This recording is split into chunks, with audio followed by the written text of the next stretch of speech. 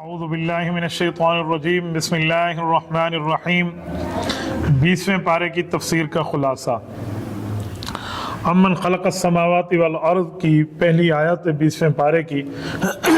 اس آیت کے اندر اللہ جل شانہ نے مشرکین کی تردید پر اپنی قدرت کے اعلیٰ درجے کو بیان فرمایا ہے۔ اللہ جل شانہ ارشاد فرماتے ہیں جن لوگوں نے اپنے کام دوسرے معبودوں کو سونپے ہوئے ہیں اور ان لوگوں کی یہ عبادت کرتے ہیں، ان معبودوں کی یہ عبادت کرتے ہیں، تو آسمان اور زمین میں تو سارا معاملہ اللہ نے بنایا ہے۔ اس کی رنگینی ہو گئی، اس کی خوبصورتی ہو گئی، اس کی زینت ہو گئی، تمام چیزوں کا خالق اللہ ہے، چاہے وہ سرسبز باغات ہیں، متحرک زمین ہے، مضبوط پہاڑ ہیں، یا خوشخبری دینے والی ہوائیں ہیں، یا سمندروں کے درمیان پردوں کا حائل کرنا ہے، یا بے قرار آدمی کی پکار کا جواب دینا ہے، تکلیف دہ کو تندرست کرنا ہے، پیدا کرنے کے بعد موت دینا ہے، موت کے بعد دوبارہ اٹھانا ہے، زمین اور آسمان میں سب کو روزی دینا ہے، یہ کام تو اللہ تعالیٰ کے ہیں، تو اللہ تعالیٰ ہی اس عبادت کا مستحق ہے، تم لوگوں نے غلط کسی اور کو اس معاملات میں سونپا ہوا ہے۔ اس کی اگلی آیت میں انک لا تسمع الموتى، اس آیت میں حضور پاک صلی اللہ علیہ وآلہ وسلم کو تسلی دی گئی ہے۔ تسلی یہ ہے کہ اے نبی پاک علیہ الصلوۃ والسلام، آپ انہیں بتاتے ہیں، سمجھاتے ہیں، دین سناتے ہیں، لیکن مشرک لوگ اس دین پر ایمان نہیں لاتے، آپ کے دعویٰ کو تسلیم نہیں فرماتے، تو آپ اپنا دل چھوٹا نہ کریں۔ ان کی معاملے کی مثال ایسی ہے جیسے کوئی آدمی مردے کو کوئی بات سناتا پھرے، اگر مردہ سن بھی لے تو اس سننے کا اس کو فائدہ نہیں ہے کہ اس نے اس پہ عمل نہیں کر سکنا کیونکہ دنیا سے رخصت ہو گیا۔ تو یہ بندے بھی ایسے ہیں جو آپ ان کو سناتے ہیں، یہ اس پہ عمل ٹکے گا بھی نہیں کرتے، اس لیے آپ کو اس معاملے میں بالکل پریشان ہونے کی ضرورت نہیں ہے۔ یہ جتنا بھی سنیں گے قبول نہیں کرتے، ان کو فائدہ ہی کوئی نہیں ہے۔ اس آیت میں اللہ جل شانہ نے زندہ کافر کو مردے اور بہروں کے ساتھ عدم انتفاع میں تشبیہ دی ہے، لہٰذا اس آیت کا عدم سوائے موت سے کوئی تعلق نہیں ہے، صرف رسول اللہ صلی اللہ علیہ وسلم کو تسلی دینا مقصود ہے۔ اس کی اگلی آیت، اس میں علامات قیامت کا ذکر ہے، اور اس میں ایک جانور جو زندہ ہو کر نکلے گا جس کا نام ہوگا دابۃ الارض، یہ اس کی بات ارشاد فرمائی جا رہی ہے کہ جب ہماری بات پوری ہو جائے گی، لوگوں کے پاس وہ وقت آ پہنچے گا جسے قیامت کہتے ہیں، اس سے پہلے زمین سے ایک جانور رب کریم نکالیں گے جو جانور لوگوں سے باتیں کرے گا۔ یہ قیامت کی آخری علامات میں ایک علامت ہوگی، یہ عجیب الخلقت جانور ہوگا جس کو رب کریم پیدا بھی فرمائیں گے اور لوگوں سے وہ گفتگو بھی کر رہا ہوگا۔ بعض روایات میں ہے کہ اس کا چہرہ جو ہوگا وہ انسانوں کی طرح ہوگا، اور جو اس کا جسم ہوگا وہ کسی بیل یا جانور کی طرح ہوگا، اور یہ کلام کرے گا ایسے جیسے انسان کلام کرتے ہیں۔ کچھ علماء نے لکھا ہے کہ یہ صفا کی پہاڑی سے نکلے گا جس کے درمیان صفا مروہ کی سعی ہوتی ہے حج اور عمرے میں، تو یہ صفا کی پہاڑی کے درمیان یہ دابۃ الارض کا جانور نکلے گا اور وہ نکل کے لوگوں سے ہم کلام ہوگا۔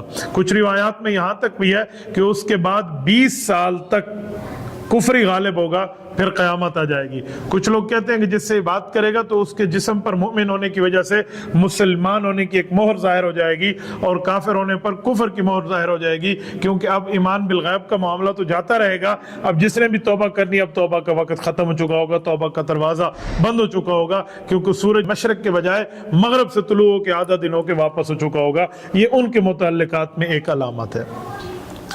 اس کے آگے رب کریم نے سورۃ القصص کو بیان فرمایا ہے۔ سورۃ القصص واقعات اس کا معنی ہوتا ہے، اس میں موسیٰ علیہ السلام کے واقعات بیان کیے گئے ہیں، اسی وجہ سے اس کا نام سورۃ القصص رکھا ہے۔ اور اس سورت کے آغاز سے لے کر آیت نمبر 43 تک مسلسل حضرت موسیٰ علیہ السلام کے قصے کو رب کریم نے بیان فرمایا ہے۔ میں اس واقعے سے چند باتیں آپ کی خدمت میں رکھتا ہوں۔ رب کریم فرماتے ہیں نتلو علیک من نبأ موسیٰ، ہم آپ کے اوپر حضرت موسیٰ علیہ السلام کے واقعے کو بیان کر رہے ہیں۔ فرعون کو کسی نجومی نے کہہ دیا تھا کہ بنی اسرائیل کی قوم میں ایک بچہ پیدا ہوگا جو تیری سلطنت کو تہس نہس کر کے رکھ دے گا، تو فرعون نے بنی اسرائیل میں پیدا ہونے والے ہر بچے کے قتل کا حکم دے دیا، چاہے جو خاتون، کوئی امیر ہے، کوئی غریب ہے، جو بھی ہے، وہ جو اگر بیٹا جنتی تو اس کو قتل کر دیتا۔ قرآن کریم پہلے پارے میں اس کے لیے موجود ہے، یذبحون ابناءکم ویستحیون نساءکم، یہ بچیوں کو زندہ رکھتا تھا اور بچوں کو کو قتل کر دیتا تھا۔ یہ فرعون کا جو ہے نا خوف تھا۔ لیکن ہوا یہ، حضرت موسیٰ علیہ السلام نے پیدا ہونا تھا تو پیدا ہو کر رہے، فرعون کی ظلم سے بچنا تھا تو وہ بچ کر رہے، رب کریم نے ان کی پرورش فرمانی تھی، جس جگہ طے تھی تو اس جگہ پرورش ہو کر رہی۔ یہ وہ واقعہ بیان کیا جا رہا ہے۔ وَأَوْحَيْنَا إِلَىٰ أُمِّ مُوسَىٰ أَنْ أَرْضِعِيهِ، رب کریم اس آیت میں فرماتے ہیں کہ ہم نے موسیٰ علیہ السلام کی اماں جان کو، حضرت یوحانز ان کا نام ہے، حضرت موسیٰ علیہ السلام کی اماں جان ہے، ان کی طرف وحی بھیجی۔ وحی کی مراد، وحی تو نبی کی طرف آتی ہے، یہ نبی تو نہیں ہے، یہاں مراد پیغام ہے، ان کے دل میں بات کا پیدا ہو جانا، یہاں وحی سے مراد پیغام ہے۔ فرمایا ہم نے پیغام دیا موسیٰ علیہ السلام کی والدہ میں کہ تمہارا بچہ پیدا ہو جائے گا، اسے دودھ پلاتی رہو، اگر کوئی خطرہ محسوس کرو کہ فرعون کا کوئی فرعونی آ کر اس بچے کو قتل کرنا چاہ رہا ہے تو ایک صندوق کے اندر بچے کو رکھنا اور اس صندوق کو سامنے والے دریا میں بالکل ایسے ڈال دینا جیسے کوئی چیز سمندر میں ڈالی جاتی ہے دریا میں۔ اب ان کے دل میں خیال آیا، اللہ دودھ پیتا بچہ ہے، اس کو میں ایسے ڈال دوں اس کے اندر، صندوق کے اندر، صندوق کو پانی کے اندر، اور بچہ مر گیا، کوئی تکلیف ہو گئی اس کو تو کیا ہوگا؟ رب کریم نے فرمایا اے موسیٰ کی والدہ آپ نے خوف نہیں کرنا، وَلَا تَخَافِي وَلَا تَحْزَنِي، خوف بھی نہیں ہے، غم بھی نہیں ہے، آپ بے فکر ہو جائیں، ہم آپ کے بیٹے کی حفاظت کریں گے اور واپس تیری طرف لوٹا کے دکھائیں گے، اسے دودھ بھی تو پلائے گی، پرورش بھی تیری گود میں ہوگی، تو بے فکر ہو جا، بس تو نے ایسے ہی کرنا ہے جیسے ہم کہیں۔ موسیٰ علیہ السلام کی اماں جان نے دودھ پلانا شروع کر دیا۔ حضرت موسیٰ علیہ السلام کی والدہ نے جا کر یہ سارا معاملہ شروع فرمایا، فرعونی آ گئے، ان کو کوئی معاملے کی بھنک پڑ گئی، جیسے وہ پہنچے تو انہوں نے اس ترتیب کے مطابق اس صندوق میں ڈالا، صندوق کو اٹھا کر انہوں نے پانی، بعض کہتے ہیں دریائے نیل تھا جو فرعون کے محل کے سامنے سے دریا گزرتا تھا، انہوں نے وہاں پانی میں ڈال دیا، اللہ کا نام لے کر رکھا۔ اب وہ ڈوبا نہیں، وہ صندوق تیرتا تیرتا تیرتا فرعون کے محل کے سامنے سے گزرا۔ جب فرعون کے محل کے سامنے سے گزرا تو فرعونی فوجیوں نے دیکھا کہ کیا چیز جا رہی ہے، کہ جی پکڑو دیکھو، انہوں نے پکڑا، دیکھا تو اندر ایک خوبصورت سا بچہ تھا، انہوں نے کہا نہیں جی بادشاہ کے پاس لے جائیں۔ فرعون کے پاس ہے، فرعون نے کہا اب یہ بھی نہیں پتا کس قوم کے، ہم نے تو بنی اسرائیل کا ہوتا تو قتل کر دیتے۔ اسی اثناء میں فرعون کی بیوی حضرت آسیہ رضی اللہ تعالیٰ عنہ، جن کو ایمان بھی نصیب ہے اور رب کریم نے ان کو جنت میں ایک خاص مقام بھی دینا ہے، انہوں نے دیکھا کہ انہوں نے کہا اتنا پیارا بچہ، فرعون کو کہا جا قتل کرانے کے چکر میں تو اولاد تو تیری ہے نہیں، اس کو بیٹا کیوں نہ بنا لے؟ انہوں نے کہا کون پالے گا؟ کہا میں پالو پوسوں گی، میری معاملہ ہے، چھوڑ دے اس کو۔ فرعون نے بیوی کے سامنے ہتھیار ڈال دیے کہ جی بہت اچھا۔ فرعون کی بیوی نے حضرت موسیٰ علیہ السلام کو وصول فرما لیا۔ اب وصول فرمانے کے بعد معاملہ کیا ہوا، میں یہ پوری بات آپ کی خدمت میں عرض کیا دیتا ہوں جتنی آگے بات آ رہی ہے۔ معاملہ یہ ہوا کہ اب حضرت موسیٰ علیہ السلام کو دودھ پینا ہے، بچے ہیں چھوٹے ہیں، تو دودھ کے لیے رونا شروع کیا۔ تو فرعون کی بیوی بادشاہ کی بیوی ہے، اس نے اعلان کیا کہ دودھ پلانے والی عورتوں کو لاؤ، ہر قسم کی عورت آئی، جو عورت آ کر دودھ پلائے موسیٰ علیہ السلام نے پیے، جو پلانے کی جتنا زور لگائے یہ دودھ نہ پیے۔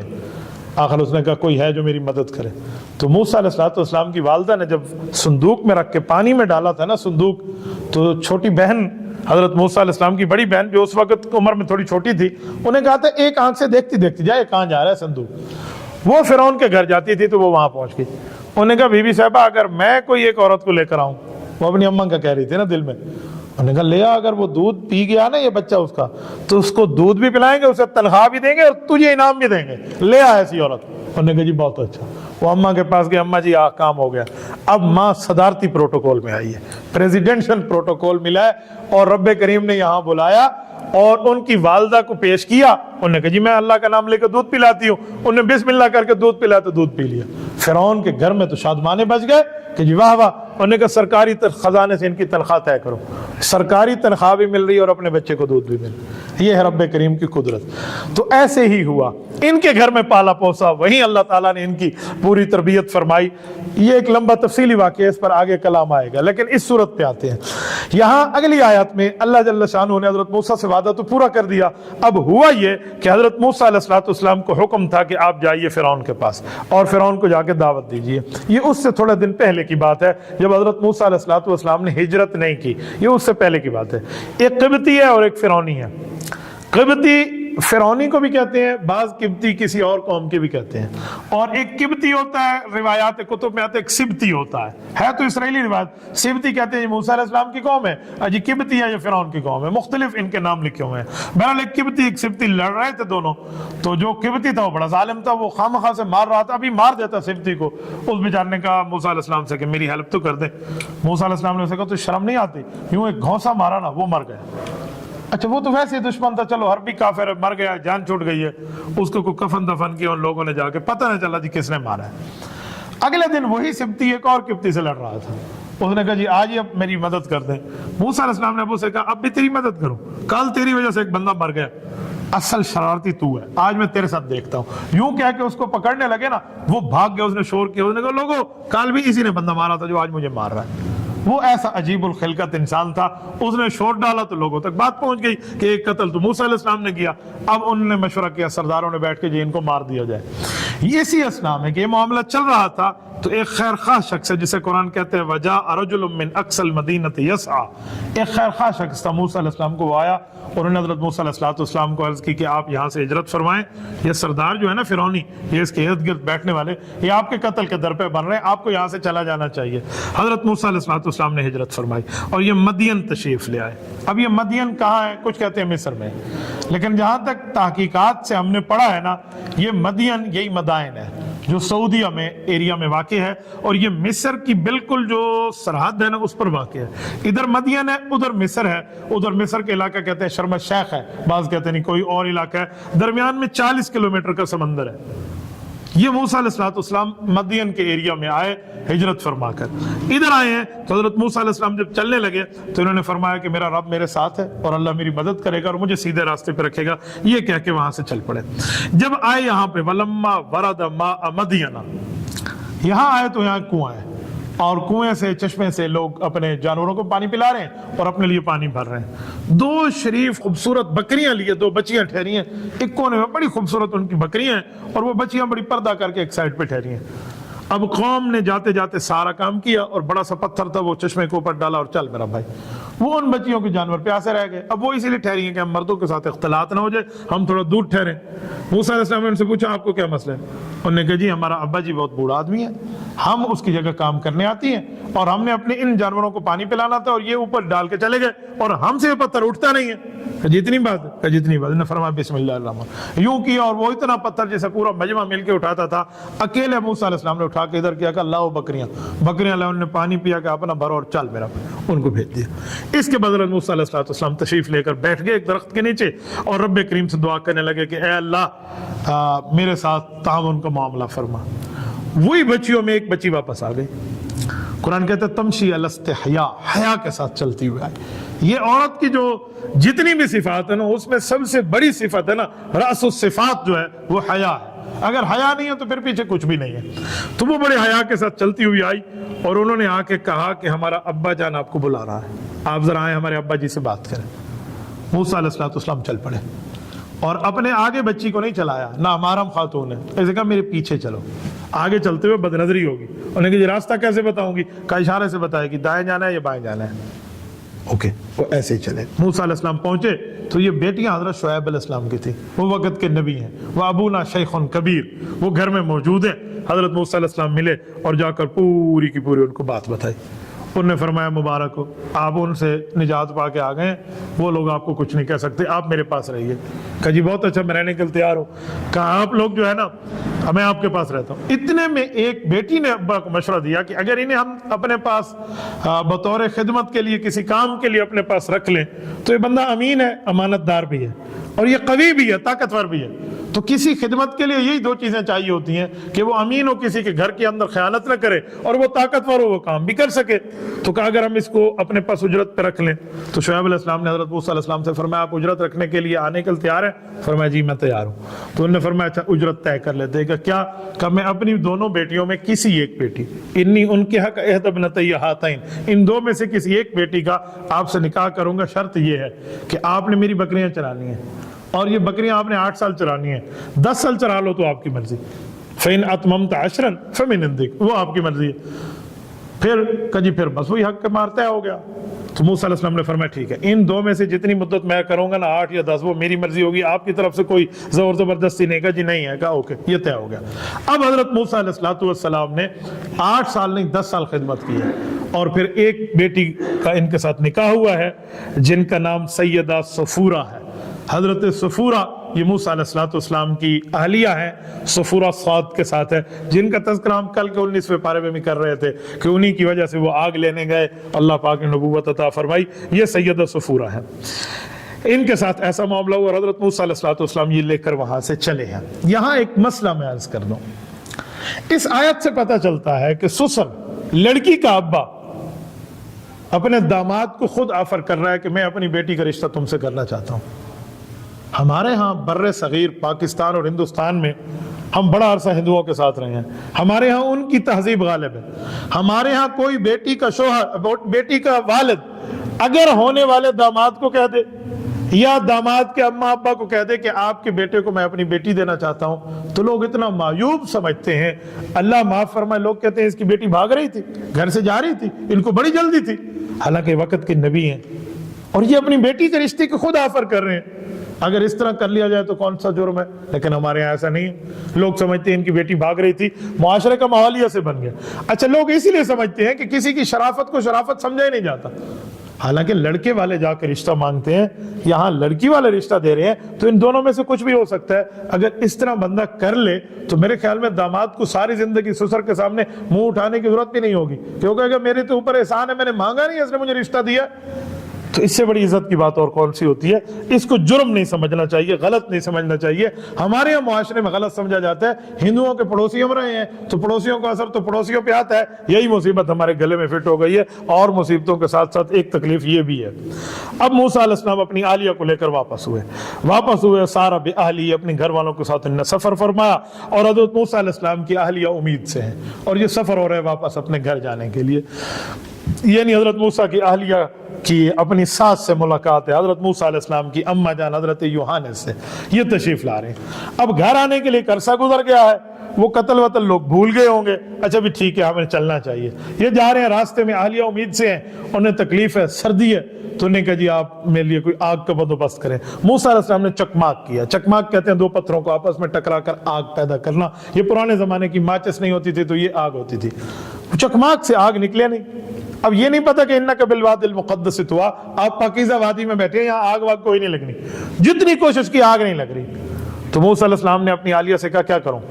یوں دیکھا نا تو ادھر آگ کی علامات اور نشانیاں نظر آ رہی ہیں، کہا اچھا آپ بیٹھو میں پھر آگ لے آتا ہوں۔ کہا جی بہت اچھا آپ جائیے۔ حضرت موسیٰ علیہ السلام وہاں گئے تو وہاں دیکھا آگ واگ کوئی نہیں ہے، نور نکل رہا ہے درخت سے، اور رب کریم کی آواز آئی، اے موسیٰ فخلع نعلیک انک بالواد المقدس طویٰ، جوتیاں پہنی ہوئی آپ نے، آپ جوتیاں اتاریں، آپ تو پاکیزہ جگہ میں ہیں، پاکیزہ وادی میں ہیں۔ اس سے پتہ چلا پاکیزہ جگہ میں جوتی اتارنی چاہیے، اسی لیے تو جوتیاں اتار کے ہم مسجد میں آتے ہیں کہ پاکیزہ جگہ ہے، بہتر جگہ ہے، اچھی جگہ ہے۔ تو حضرت موسیٰ علیہ السلام سے رب کریم نے جوتیاں اتروا دی، جوتیاں اتاری، وہاں بیٹھے، رب کریم نے نبوت عطا فرمائی۔ موسیٰ علیہ السلام نے دعا کی، بھائی کو اپنا مددگار نبی ساتھ بنوا لیا اور وہاں سے لے کر واپس چلے۔ یہ معاملہ ہوا۔ اب اگلی آیت میں رب کریم نے حضرت موسیٰ علیہ السلام کے تفصیلی واقعہ سنا کے وَمَا كُنْتَ بِجَانِبْ کی آیت میں نبی علیہ السلام کی نبوت پر دلیل دی ہے۔ اب دلیل کیا ہے؟ فرمایا نبی پاک صلی اللہ علیہ وآلہ وسلم نے سارے واقعات تمہیں سنائے ہیں جو تورات میں موجود ہیں، اور موسیٰ علیہ السلام کا قصہ مدین میں ہے، آئے کیسے، ہجرت کیسے، نبوت کیسے، واپسی کیسے، یہ سارے واقعات سنائے۔ حالانکہ حضور وہاں دیکھ تو نہیں رہے تھے کہ موجود ہوتے، نبی علیہ السلام وہاں موجود تو نہیں تھے جب موسیٰ علیہ السلام کا معاملہ ہو رہا تھا۔ تو مکہ کے لوگوں، محمد الرسول اللہ کے سچے نبی ہونے کی دلیل ہے کہ 3500 سال پہلے کے واقعات یہ آپ کو آج کی طرح سنا رہے ہیں، آج کی طرح بتا رہے ہیں، تو تمہیں ان کی نبوت پر ایمان لے آنا چاہیے۔ یہ اللہ جل شانہ نے حضور پاک صلی اللہ علیہ وسلم کے نبوت کی دلیلوں میں ایک دلیل فرما دی۔ اس کی اگلی آیت اولئک یؤتون، اس آیت میں فرمایا کہ اہل کتاب جو پہلے انبیاء کو ماننے والے ہیں، تورات کو، زبور کو، انجیل کو، یہ لوگ قرآن کریم پر بھی ایمان لے آئیں تو ان کو دوہرا اجر ملے گا، اس نبی پر بھی ایمان لانے کا، اس نبی پر بھی ایمان لانے کا، اس کتاب کو بھی تسلیم کرنے کا، اس قرآن کو بھی تسلیم کرنے کا، اس کے لیے ان کا بہت بڑا اجر ہے، ان کو دوہرا اجر ہے، کیونکہ دین موسوی، دین عیسوی چھوڑا، دین اسلام اختیار کیا اور اپنے لوگوں کی تکلیف دہ باتوں کو سنا، پھر بھی اللہ تعالیٰ کے اس دین کو مان لیا. یعنی جب یہ پچھلے دور کی باتیں چھوڑیں گے تو پچھلے والے تانے بھی تو دیں گے, تو اس کو چھوڑا اور یہاں آ گئے تو ان کو دوہرا اجر ہے. اس سے اگلی آیت, انک لا تہدی من احببت ولکن اللہ یہدی من یشاء وہو اعلم بالمہتدین. یہ آیت اللہ تعالیٰ کی قدرت کو بیان کر رہی ہے. ہوا یہ تھا کہ نبی علیہ الصلوۃ والسلام کے رفیق, رحیم, شفیق چچا حضرت ابو طالب حضور پاک صلی اللہ علیہ وسلم کے چاچا ہیں, حضرت علی کے والد ہیں. آپ کی خواہش تھی کہ یہ کلمہ پڑھ لیں, ایمان لے آئیں, سرداران قریش ہیں, ہر موقع میرا ساتھ دے رہے ہیں, میرے ساتھ مخلص بن کے ٹھہرے ہیں, کلمہ پڑھنا. حضرت ابو طالب نے کلمہ نہیں پڑھا تھا, کئی بار بات ہوئی نہیں پڑھا. آخر میں نبی پاک صلی اللہ علیہ وسلم ان کے پاس گئے. جب حضور علیہ السلام سمجھا رہے ہیں, ادھر سے کافر بیٹھ کے کہہ رہے ہیں بھتیجے کو مانے گا, سارے دین کو چھوڑ دے گا, ہمارے ساتھ یاری چھوڑ دے گا. ادھر سے حضور جنت کی بات کرتے ہیں, وہ ابو جہل اینڈ کمپنی اپنی راہ گال آپ رہے ہیں. تو اس دوران حضور علیہ السلام نے فرمایا چاچا جان میرے کان میں کلمہ پڑھ لیں, میں اکیلا آپ کی ایمان کا گواہ ہو جاؤں گا. اب چاچا جی نے پڑھنا چاہا ہے, ادھر سے دوستوں یاروں کی خلاف ورزی ہے, تو انہوں نے کلمہ نہیں پڑھا اور ایسے وہ دنیا سے رخصت ہوئے ہیں. اب یہاں ایک بات سمجھ لیں, ہمیں حضرت ابو طالب کے خلاف بک بک نہیں کرنی چاہیے. یہ نبی علیہ الصلوۃ والسلام کے شفیق چچا, لوگ کتنی غلط باتیں ان کے خلاف کرتے ہیں. یار میں سمجھتا ہوں چلو کلمہ نہیں پڑھا, لیکن جو رسول اللہ کی خدمت کی ہے, کفار کے سامنے سدے سکندری بن کے ٹھہرے. اس سال میں جس سال ابو طالب فوت ہوئے اور حضرت خدیجہ فوت ہوئے, حضور نے اس سال کو عام الحزن فرمایا, غم کا سال ہے. تو اتنی امداد کر رہے تھے. یار کلمہ نہیں پڑھا, رب جانے, رب مصطفیٰ جانے, اور مصطفیٰ جانے اور ابو طالب جانے. ہمیں یہ باتیں نہیں کرنی چاہیے کہ ہم خواہ سے اس طرح باتیں کر کے میرے خیال میں اپنا معاملہ خراب کرنے کے مترادف ہے. بس چھوٹی سی بات بندہ بتا دے کہ ہمارا نظریہ یہ ہے, اب اس کے اوپر آج کل دیکھیں نا, میڈیا کا زمانہ ہے, یہ بات اسٹیجوں کی زینت بنی ہوئی ہے. ہر جگہ لوگ اسٹیجوں میں یہ کریں وہ کافر تھے, وہ ایسے تھے. تو یہ تجھ سے قبر میں پوچھا جائے گا, تیری آخرت کا سوال ہے, اس سے ہماری کو نجات کا سوال ہے. بس ایک مرتبہ بتا دیا جائے. یہاں رب کریم نے فرمایا محبوبم جس کو آپ ایمان دے رہے ہیں نا, آپ کی چاہت پہ نہیں, اللہ کی چاہت پہ. رب جسے چاہے گا دے گا. اللہ تعالیٰ نے حضرت بلال کو ہدایت دی ہے, وہ حبشہ سے اٹھ کے آئے ہیں, اور حضرت ابو طالب نے کلمہ نہیں پڑھا لیکن رسول اللہ کی خدمت کی ہے, رسول اللہ کے اوپر شفقت کی ہے, حضور پاک کے ساتھ ملک بیرون ملک سفر کیا ہے. حضرت اماں خدیجہ کے لیے رشتہ لے کر گئے حضور پاک علیہ السلام کا. اس زمانے میں خطبہ نکاح کا حکم نہیں تھا, ایجاب و قبول ابو طالب نے بیٹھ کے کرایا. تو ان کی کئی اچھائی باتیں بھی ہیں. تو اسی لیے بس خاموشی بہتر ہے, ایک دفعہ بندہ بات سمجھا دے کہ ہمارے نزدیک نظریہ یہ ہے. اس آیت میں صرف یہی کچھ بتایا گیا. اس کی اگلی آیت ان قارون, وہاں قارون کا ذکر ہے. اب قارون کا معاملہ کیا ہے یہ بھی ذرا سمجھیے. قارون کہتے ہیں موسیٰ علیہ السلام کے چاچے کا بیٹا تھا, کزن تھا. ایک روایت ہے نہیں یہ بنی اسرائیل کا سردار تھا. بہرحال کچھ بھی ہو, یہ قریبی تھا. جب فرعون نے بنی اسرائیل کو نکالا نا بھی آپ نکل جائیں, تو یہ بھی ہجرت کرنے والوں میں شامل تھا, اگرچہ اس نے کلمہ ولمہ کوئی نہیں پڑھا تھا. اور یہ آ کے ادھر آ گیا. جب یہ دریا پار کر کے ادھر آیا, اب اتنا مالدار کہ اس کے خزانے کی چابیاں اونٹ اٹھا کر چلتے تھے. اتنا مالدار, نہ زکوٰۃ دے رہا ہے, نہ صدقہ دے رہا ہے, نہ غریب کو دیکھ رہا ہے. ساتھ والا پڑوسی بھوک سے مر رہا ہے تو مر جائے, میرے گھر میں تو سکون ہے نا, اس کے گھر میں فوت کیا میں تو ڈھول بجاؤں گا. یعنی یہ ذہنیت. اور پھر موسیٰ علیہ السلام کے صحابہ کے سامنے اکڑنا اور بتانا جی ہمارے پاس مال ہے, ہمارے پاس یہ ہے, ہمارے پاس پیسہ ہے, دنیا میں ہر چیز پیسہ ہے. اس طرح کا معاملہ ان کا آیا تھا. تو رب کریم نے اس کے بارے میں پوری آیت فرمائی ہے کہ یہ اپنے ساز اور سامان پہ ناز کرتا تھا, اونٹوں پہ مال لے کر نکلتا تھا, میں نے اس کے مال کو دفن کر دیا. اللہ تعالیٰ نے قارون کو اس کے مال کے سمیت زمین میں دھسا دیا تھا. یہ قارون کا واقعہ ہے. اس کے آگے وعدہ خداوندی ہے, یہ ذرا سمجھیں, ایک انٹرسٹڈ مضمون ہے. ان الذی فرض علیک القرآن لرادک الی معاد. یہ آیت اللہ جل شانہ آپ اور ہمیں اگر مکہ مکرمہ لے جائے نا, اس آیت کو ذرا سمجھیں, اس کا تعلق ہے بڑا وہاں سے. رسول اللہ صلی اللہ علیہ وسلم نے جب ہجرت فرمائی, ہجرت فرما کر آقا نامدار مدینہ تشریف لے جا رہے تھے. مدینہ جاتے ہوئے نبی علیہ السلام جب رابغ پہنچے نا, جحفہ کی میقات ہے, یہاں پر اونچے پہاڑ پہ ٹھہر کے مکہ کو دیکھا تو رسول اللہ کو 53 سالہ گزاری ہوئی زندگی یاد آ گئی کہ یار اس شہر میں میرا بچپن, لڑکپن, جوانی, اب عمر 53 سال ہے, یہ گزری ہے یہاں پر, اور مکہ محبوب شہر ہے میرا, میرے آباء و اجداد کا شہر ہے, اس دھرتی کا پہلا شہر ہے, اس میں اللہ کا گھر ہے. یہ باتیں یاد آئی نا, آپ علیہ السلام رو پڑے کہ ہجرت تو میں کر رہا ہوں. جبرائیل امین آئے کہ محبوب ہم آپ کیوں روئے ہیں, آپ کے رب نے مجھے آپ کی تسلی کے لیے آسمانوں سے زمین پہ بھیجا ہے. کہا جبرائیل بتا میرے رب نے کیا فرمایا. کہا اللہ آپ سے وعدہ کرتے ہیں آپ غم نہ کریں, یہی مکہ اللہ آپ کو دوبارہ لوٹا کے دے گا. آپ اسی میں واپس آئیں گے. ان الذی فرض علیک القرآن لرادک الی معاد, رب آپ کو لوٹائیں گے یہاں, آپ بے فکر رہیں. تو نبی علیہ السلام نے آنسو صاف فرمائے اور حضرت ابوبکر صدیق کے ساتھ یوں مکہ کو کمر کی اور چلے گئے. اور وہ وقت آیا سن 8 ہجری میں حضور علیہ السلام واپس تشریف لائے, فاتح بن کے آئے, مکہ مل گیا. 8 سالوں کے اندر علماء نے لکھا ہے کہ اس آیت میں یہ تاثیر ہے کہ جو حج پہ جائے, کعبہ شریف کو دیکھے, عمرے پہ جائے اور اپنی دائیں ہاتھ کی انگلی سے قریب پہنچ کے کعبے کو اوپر لکھ سکتا ہے تو لکھ لے, اپنے ہاتھ سے, پین سے بھی نہیں, دور سے اشارے سے لکھ سکتا ہے تو یہی آیت ان الذی فرض علیک القرآن لرادک الی معاد, یہ لکھ لے. اس کے بعد اپنا نام لکھے یا جس کا لکھے, وہ انشاءاللہ وہاں ضرور حاضری کرے گا. مجھے لوگ کہتے ہیں تیرے پاس کون سا مال ہے, تیرا کون سا کاروبار ہے, تو ہر وقت کعبہ شریف جاتا ہے. میں سمجھتا ہوں شاید میرے ہاں کوئی اور چیز ہو نہ ہو, یہ چیز ضرور ہے کہ میں اس معاملے میں ضرور لکھ کے آتا ہوں. متعلقین, متوسلین, مریدین, تلامذہ, جتنے تعلق والے حضرات کے جتنا لکھ سکتا ہوں وہ لکھ لیتا ہوں, یا نام لکھ لیتا ہوں یا ان کا عہدہ یا ان کے نام سے. تو اس طرح اللہ رب العزت ضرور بے ضرور پھر وہ زیارت عطا فرماتے ہیں. تو اس آیت میں تاثیر ہے, اس کو اس پر عمل کرنا چاہیے. بہرحال اس کے بعد آگے سورۃ العنکبوت ہے. عنکبوت کہتے ہیں مکڑی کو. یہاں مکڑی کے جالے کا ذکر ہے تو اللہ تعالیٰ نے اس کو ذکر فرمایا. یہ مکی صورت ہے, اس میں توحید بھی ہے, رسالت بھی ہے, قیامت کے دلائل بھی ہے, سابقہ اقوام کی باتیں بھی ہیں. اس کی چند آیات اس پارے میں, باقی صورت اگلے پارے میں 21ویں پارے میں, تو میں اس کی چند آیات جو اس پارے میں اس پر بات کر لیتا ہوں. پہلی آیت مؤمنین پر آزمائش. فرمایا مؤمنین یہ سمجھتے ہیں کہ ہمیں دنیا میں تکلیفیں آئی ہیں تو ہم کیا کریں. فرمایا جنت اتنی آسان تو نہیں ہے, یہ تکلیفیں گزار لیں گی, یہ تکلیف فار دا ٹائم ہے, ایک وقت تک ہے, ایک وقت آئے گا آپ ہمیشہ ہمیشہ کی جنت میں جاؤ گے, لہٰذا آپ تسلی رکھ لو. اس کے بعد آگے وَوَصَّيْنَا الْإِنسَانَ بِوَالِدَيْهِ, اس آیت میں والدین کے ساتھ حسن سلوک کا حکم ہے کہ اپنی اماں اور اپنے ابا کے ساتھ آپ نے حسن سلوک رکھنا ہے. اتنا حسن سلوک رکھنا ہے جتنا حسن سلوک رکھنے کا حق ہے. شریح بن حیوہ ایک بہت بڑے تابعی ہیں, حدیث کا درس دینے پیچھے سے اماں کی آواز آئی, بیٹا آؤ میری مرغیوں کو دانہ ڈال جاؤ. یہ اٹھے, حدیث کی کتاب بند کی اور جائے وہاں پہنچ کے مرغیوں کو دانہ ڈالا, دانہ ڈال کے پھر آ کے بیٹھ گئے. کسی نے کہا حضرت حدیث پاک پڑھا رہے تھے, آپ ماں کے کہنے پہ گئے. انہوں نے کہا جی ماں کے کہنے پہ رب مجھے نماز توڑ کے جانے کا حکم دیتا ہے, تو مجھے درس کی بات کر رہا ہے کہ میں درس چھوڑ کے ماں کے کہنے پہ نہ جاؤں. تو ماں باپ کا رتبہ تو ماں باپ کا ہوتا ہے نا. پھر آگے فرمایا وَإِن جَاهَدَاكَ لِتُشْرِكَ بِي مَا لَيْسَ لَكَ بِهِ عِلْمٌ فَلَا تُطِعْهُمَا. ہاں ماں باپ شریعت کے خلاف حکم دے یا شرک کا حکم دے, یہ آپ نے نہیں ماننا.